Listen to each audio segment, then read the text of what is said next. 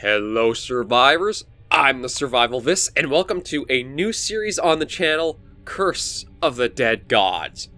So, I'll just read this because it's an early access game. Actually, that's what first sentence says. Welcome, thank you for joining Curse of the Dead Gods in early access. Game still development, intend to add new features, contact regularly thanks to feedback suggestions.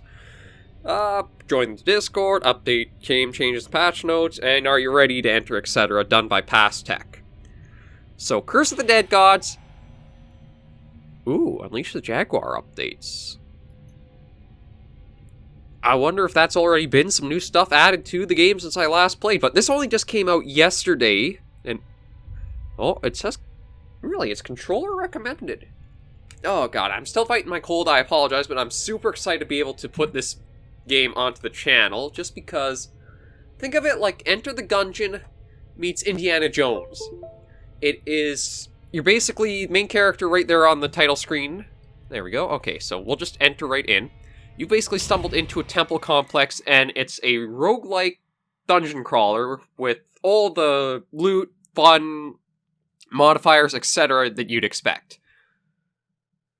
So you kind of enter into the temple here, and you basically get to choose which little tour of sorts you go on. And there's actually going to be so there are going to be 4 main ones to go through, which is pretty cool. But we're going to start on here, the Bloodhunter Hunts.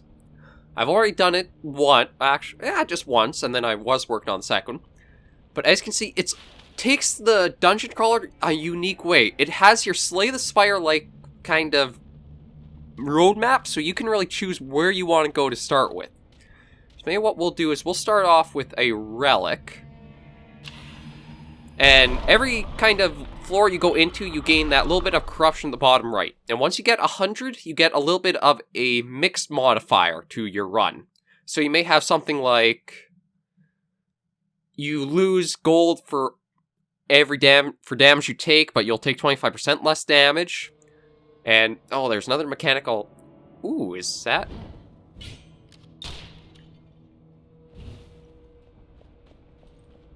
okay, yeah, this is going to be much better controlled than how I was, but... anyway, the corruption will give you a modifier once you get to 100. Your bottom right things in the UI, you have your gold count, which you can use to buy things at certain shrines. Your skull counter is sort of like persistent upgrade tokens that you can put towards specific buffs or effects or modifiers. The little eye symbol is your reroll, so if there's an item you don't like in a shop, you can reroll it according to how many times you have the number with the eye. At the very bottom of the screen is your sort of light indicator. That'll be a modifier that can apply to certain things. When it's dark, it's like that. When you have the torch out, it's light. And bottom left, you sort of have your little points on the left there. So you have, if you get the Jaguar for, I guess, favor, you get more max health. 1 point seems to be 50 max health. 1 point of the Eagle, which is the blue one, gives you plus 2% damage, and 1 point of the Serpent, I think, is 5% gold find. And then you can kind of go over all your weapons and all your slots here. And one of the really cool things is how... I just have to hand it to the developers for this bit of ingenuity for why you want to have your torch out. So. Oh, okay, I gotta remember that's a dodge, but these are little spike traps that when you step on them, but if you put the torch away, they vanish, but they're still there. So it's a great little mechanic that I love the idea behind it. So your job, well, I shouldn't say job, but what you basically are doing is you're a bit of a dungeon explorer in a way, and you came across this temple and you got sealed inside. So now you're basically the only way to go is forward and dealing with whatever enemies there are there.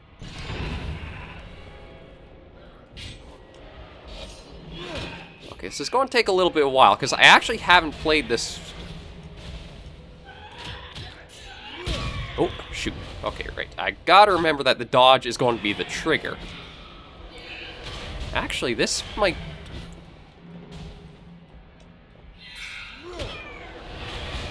and let's light up a few things, just so we can see any traps.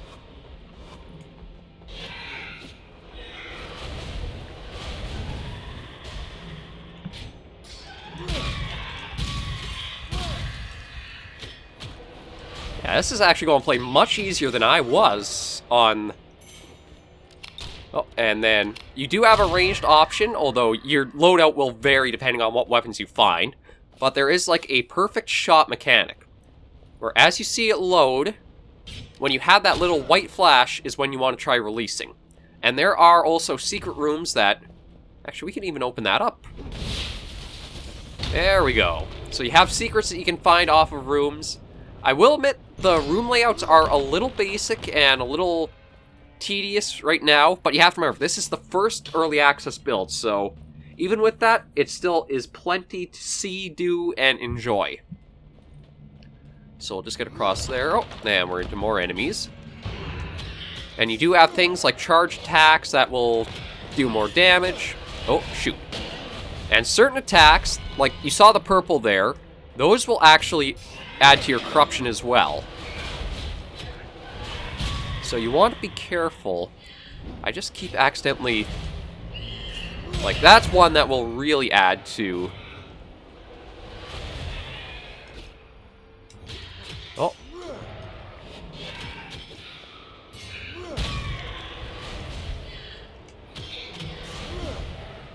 Let's try to... There we go. Oh, and we got a weapon. And all the weapons will have different little abilities to them. So as you can kind of saw there, instead of the pistol shot, you can actually charge with the shield. And you do have a parry maneuver, which I admit will be a little finicky. But here we have a little choice of buffs. So we could either use 70 corruption to get a super good one here because we don't have the gold. We could get only 50, which is, that's not bad, but it's hard to use the environment sometimes. So I probably won't use that. I think I'll just use a bit of gold and take the 6 constitution for more health. That should be 300 more health, I think. Yeah, we're up to 1550 now. Oh, excuse me. Again, I'm fighting this cold, but I'm just so excited to be able to do this on the channel because I really love the game already just from this first build of it. So, we're going to go deeper in, and we can choose. We can go for stats or a weapon. And you can see where we can't go is X'd off because we didn't choose that path. So I think we'll try aiming for a weapon now. See if we can get a two-handed weapon, because you basically get a torch, dual wield, and a two-handed weapon. And normally, the weapon rooms are kind of this arena to fight in. Oh, shoot. I keep forgetting the dodge. Ooh. Yeah, I keep forgetting the dodge is...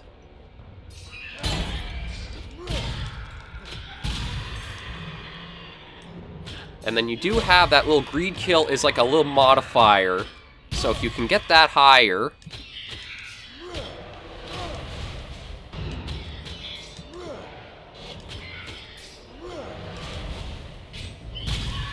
You'll get more... Oh, shoot. But you do have to be careful because you can lock yourself up into some animations sometimes.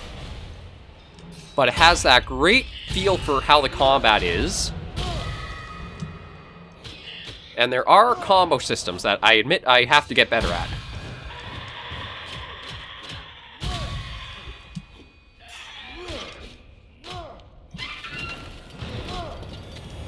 And the enemies are pretty good at kind of showing what they're going to do.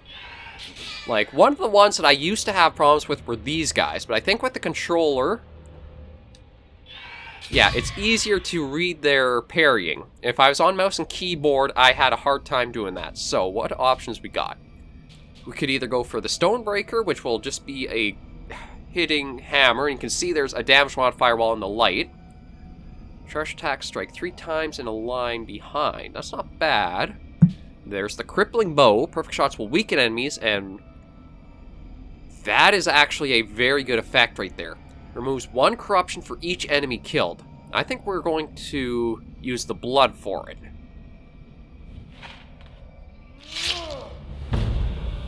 So, as you can see, we now have that little effect over our corruption little token there in the bottom right.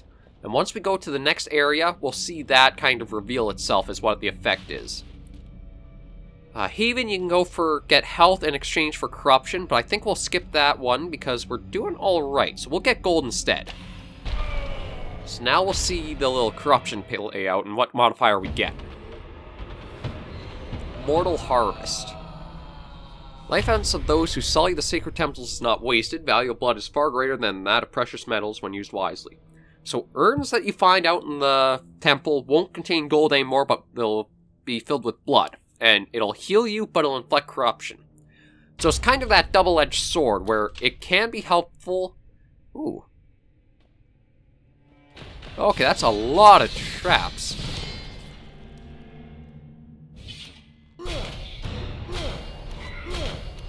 We want to do this, though.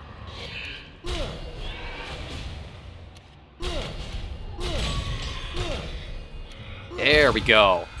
Oh, and we have a new main weapon. Steel-tipped talons.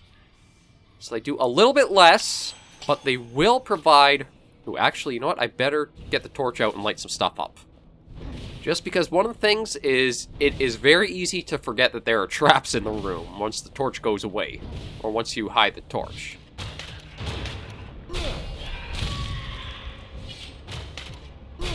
Yeah, I have to say, this plays really well on controller. Mouse and keyboard, it's even not bad, but it just has a, I guess, a more steady and smooth, a fluid flow would probably be the best way of putting it. Oh, and here's our first relic. So every time we get a curse lifted from us, which I think can only really be done if we take down a mini-boss or a boss, we'll get 25% of our health back. So that's a pretty good effect to have.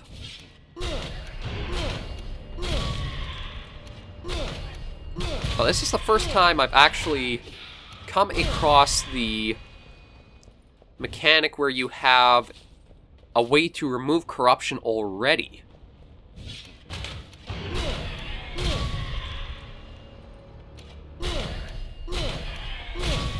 So we may actually be able to remove a curse as long as we are careful. Oh, this is super powerful. This is super powerful because of this. Perfect shots will weaken enemies along with a 15% damage bonus to it. That's where I really love this game already. And for first build, it already has a nice variety of weapons, kind of how they play out, etc. Yeah, we'll go for the gold, just in case we need to stop at the Haven in a little while. But we'll see how we do. We probably won't shed our corruption too quickly, but we'll at least be able to slow... Oh, crap. And then some rooms are just trap-heavy messes like that, where you just go in and it's almost like a dodge for your life type of situation.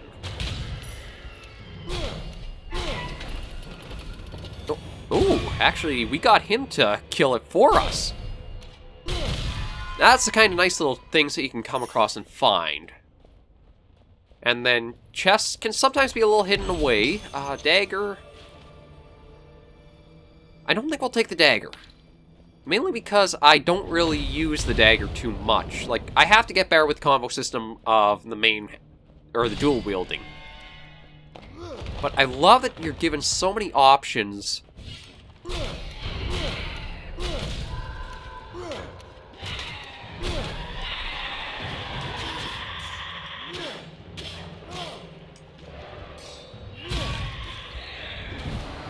Oh, shoot.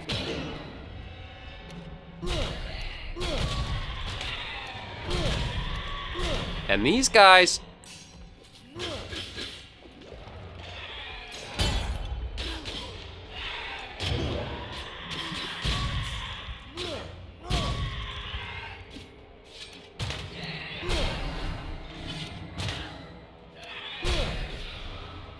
Okay, I was going to try to say I could probably farm some corruption off, but...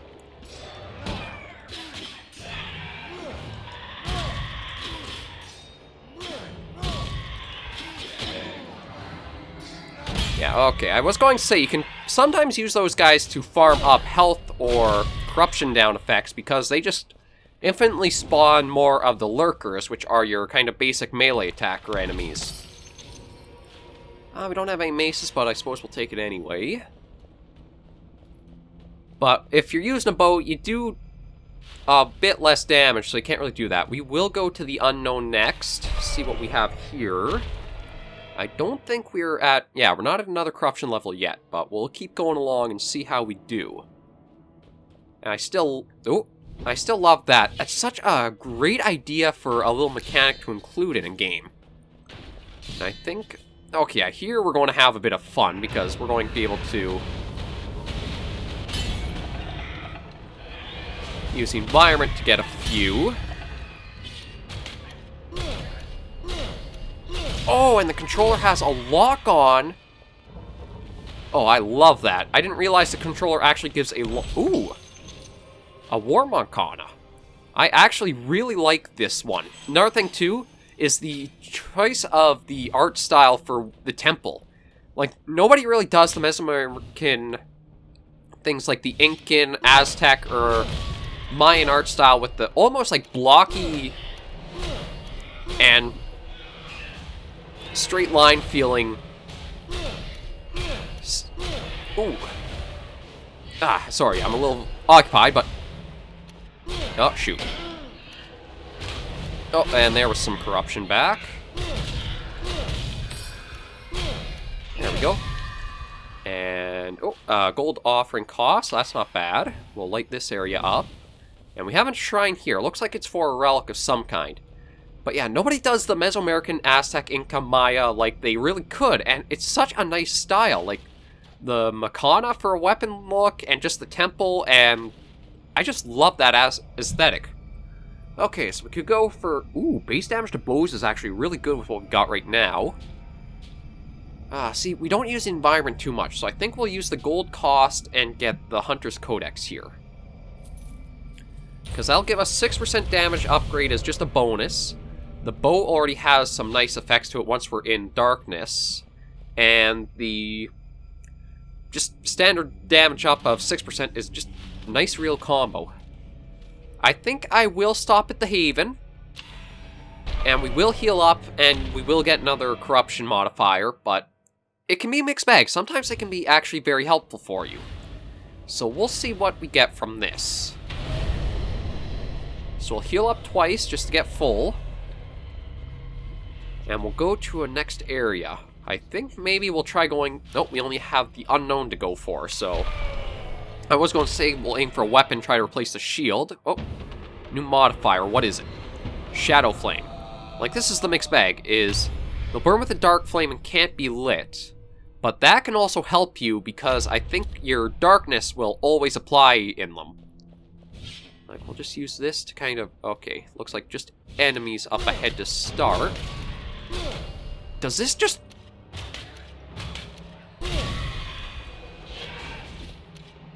This does two-shot now. Well, at least some of them it does. Oh. A Forge Hammer. Actually, we'll take that, because we will be up against a boss very soon. So, unfortunately, I would have liked using and showing off the War Makana. But you can... Actually, no, we'll show off, because...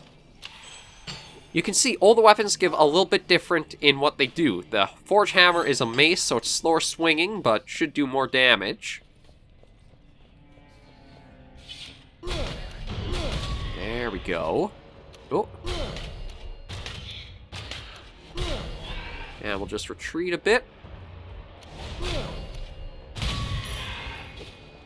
And there is something called a perfect dodge. Oh. Where if you dodge just at the right second, you will not only get out of it, but you'll get a point of stamina back, which is what your 5 points underneath your character are. Those are your little stamina points that if you charge an attack, it'll use one. If you roll, it'll use one. Parry doesn't, but you have to time that pretty well. We don't really... maybe we will take a dagger. Let's see. 1% base damage points. So, you know... Actually, no, we won't, because the Barbed Shield is actually already giving us more damage, just base-wise. And what's in this chest? Oh, a relic. 20% to all healing effects. You know what? I don't think we'll take it, because we don't really have a lot of healing effects on us right now. So, next up, we'll go for... Let's go for a weapon, because I like the relic loadout right now. We'll see, maybe about replacing our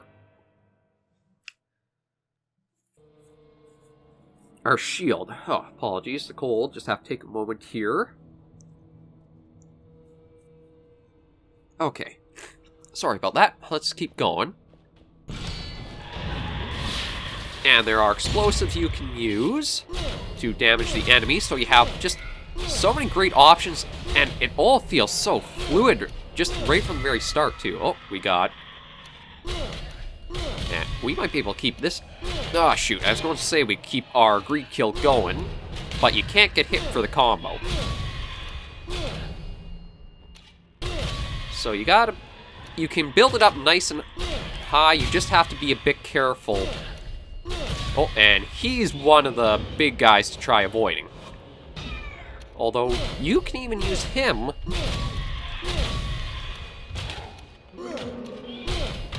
Oh, shoot. See, that's where I like the torch as a mechanic. Is you could be right beside a trap and not know it. So that's what I really like about the torches mechanic there. Again, I just gotta take a moment for my cold here. Don't want to get that as too much of a problem. Okay, so let's see what we can get here. We can either replace our bow, which I don't want to do, or replace our hammer, or replace the bow again, or replace our shield. We don't have a claw, so we don't get that. We don't have any perception, we don't have way to poison. The bow I know is good in shadow, but I don't think we'll be in an area with shadow for the boss. So it may be good to take the Jaguar Hammer here. And like you can see, I love the art style. Like, there's no way to really zoom in. But, it's just, I really do recommend you guys, if you're not sure about buying it, just keep a good eye on Curse of the Dead Gods. I love it. It might be my next Enter the Gungeon, where it's only a $20 game, but you can spend over 100 hours in it just enjoying yourself. And I'm very excited to watch it play through and continue on.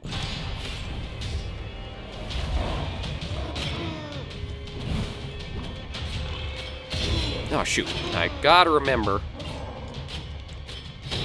what our dodge button is. So.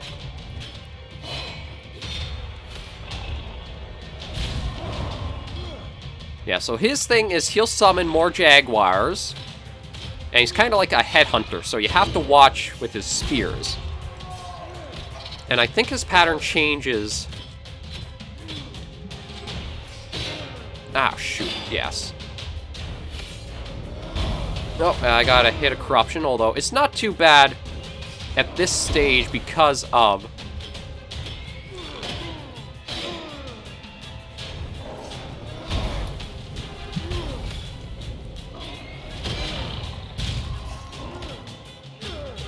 Yeah, see, we're in... Ah, crap.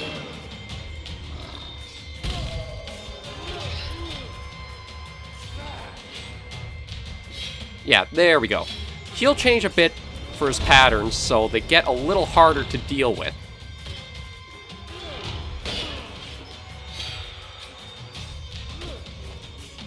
But he kind of has a rhythm of he'll go right back into the middle of the room.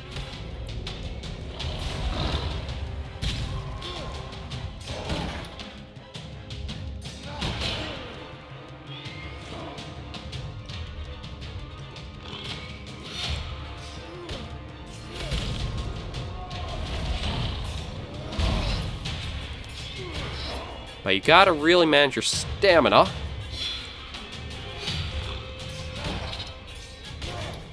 Oh, we did it!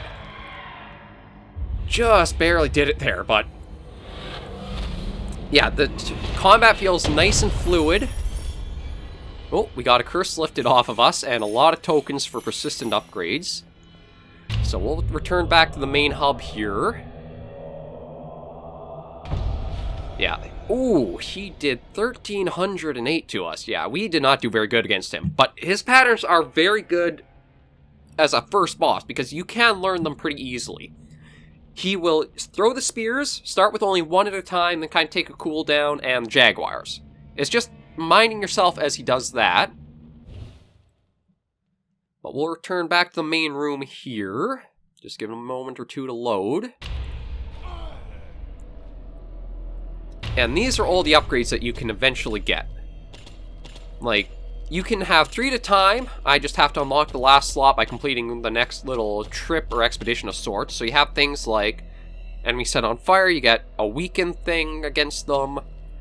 While you're attacking, you can't be interrupted, and you'll take less damage. Killing multiple enemies, a single attack activates a Fury, which actually is a very good one. Successful parries will restore your stamina entirely. Perfect dodge, haste. Blood Fountain grants 300 gold per charge. Which that's not a bad one to have.